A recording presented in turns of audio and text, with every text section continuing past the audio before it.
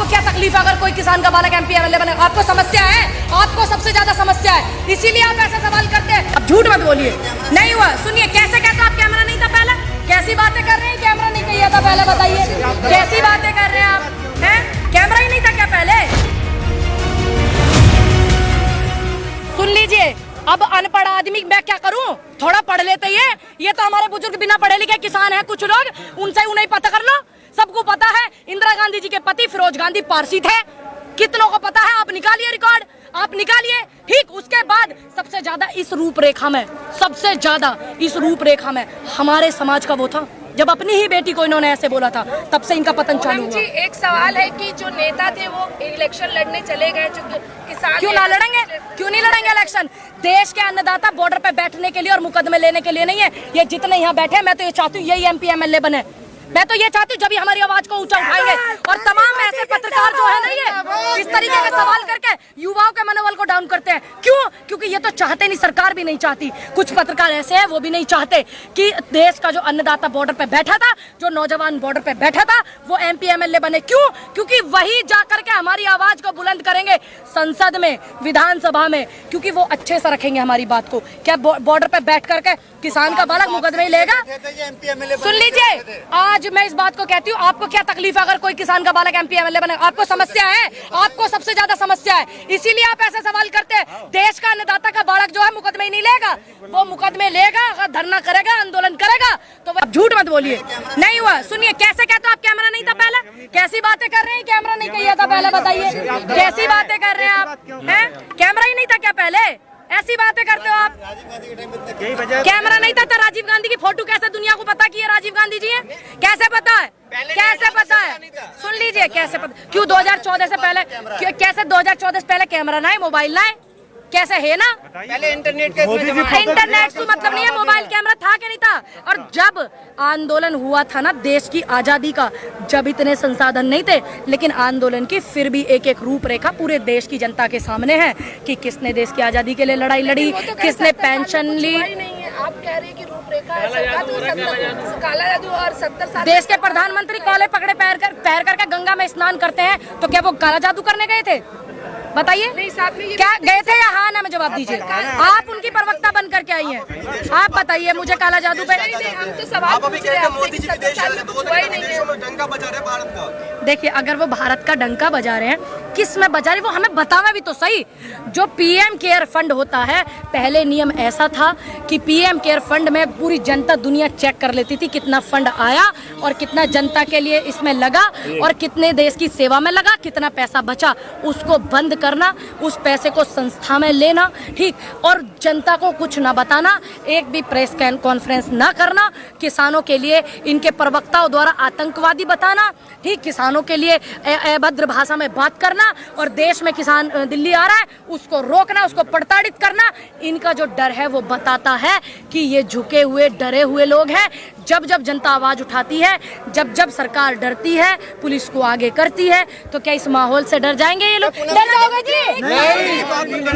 पिछले एक साल से आप लोग, पिछले एक साल से आपने एक साल तक लगभग आंदोलन किया, उसके बाद आज आपको फिर जंतर मंतर पर आना पड़ रहा है, तो क्या बताना चाहिए? और कल आपके नेता राकेश टिकैत को गिरफ्तार भी कर लिया गया। देखिए हमने बात मानी, हमने भरोसा करा, किसान भरोसा करता है, किसान ने भरोसा करा हमने अपने प्रधानमंत्री पे कि भाई इन्होंने कहा था आंदोलन को बिल वापस हो गया, स्थगित कर दो, स्वामीनाथन रिपोर्ट कर देंगे, ये कर देंगे, वो कर देंगे, लेकिन ये मुकर गए अपने बातों से, तो इसलिए देश के अन्नदाताओं को दोबारा आना पड़ा और आवेगा और आंदोलन भी होगा बड़ा। तो क्या बड़ा कुछ होने वाला है? क्यों नहीं होगा? जब देश की समस्या, जनता की समस्या, किसानों की समस्या बड़ी हो जाएगी तो कैसे नहीं होगा आंदोलन बड़ा? मोदी सरकार मुर्दाबाद, मुर्दाबाद, मुर्दाबाद। तो साल 2024 के चुनावों पर भी हमें इसका असर देखने को मिल सकता है क्या? देखिए हम तो ये चाहते हैं पूरे देश में कि एक तरफ जब प्रधानमंत्री बेटियों की दुहाई देते हैं, महिलाओं की प्राचीर पर आज़ादी का जश्न मनाते समय, और उधर अहमदाबाद में एक 5 महीने की गर्भवती महिला का बलात्कार हुआ, उसके कैदियों को छोड़ दिया गया, उनको फूल माला से स्वागत करा गया। जिस देश की ऐसी स्थिति हो गई हो, जिस देश, उसको विश्व गुरु बनने से कोई नहीं रोक सकता, ये अलग बात है।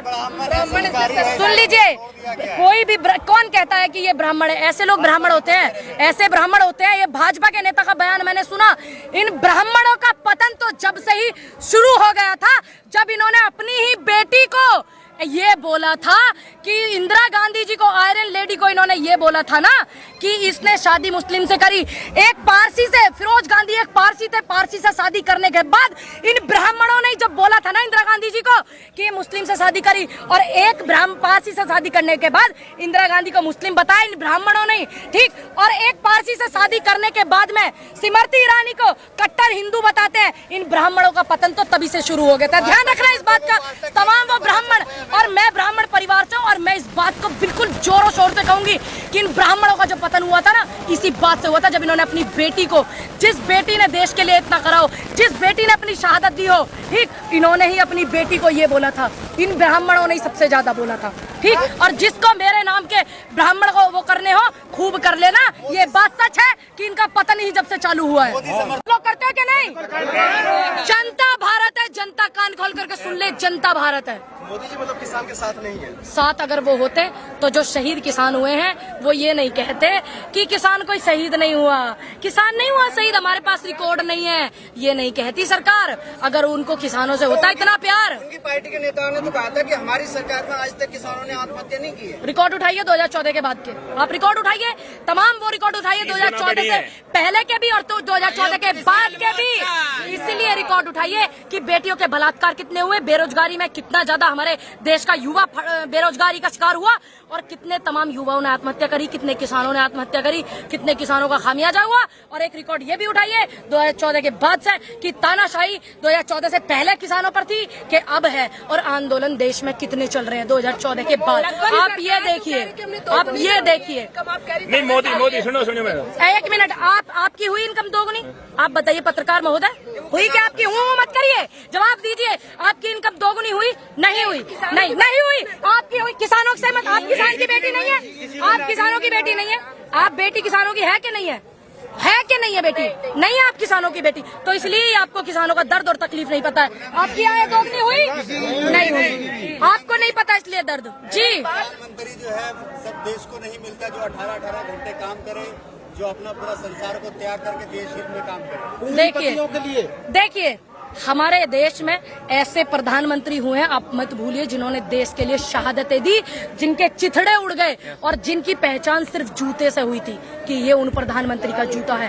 तो आप ये मत बताइए कि 18 घंटे, मैंने वो भी वीडियो देखी है, मैंने वो फोटो भी देखी है कि देश के हमारे प्रधानमंत्री कितनी बार कपड़े बदलते हैं, कितनी बार ड्रेस बदलते हैं, मैंने वो भी देखा। और कितनी बार वो विदेश जाते हैं, और कितनी बार जो है वो वीडियो कैमरे में नमस्कार, ऐसे कैसे, ऐसे वीडियो आनी चाहिए, वैसे आनी चाहिए, वो मैंने ना तमाम देखी है। तो आप मत बताइए। और कितनी बार वो गृह ग्रह में, जब किसी मंदिर में, हमारे सनातन धर्म के मंदिर में जाते हैं, तो वो फोटो कैमरा, बिल्कुल भगवान जी भी नहीं दिखे, लेकिन देश के प्रधानमंत्री, हमारे प्रधानमंत्री दिखे नहीं। सुनिए, इस तरीके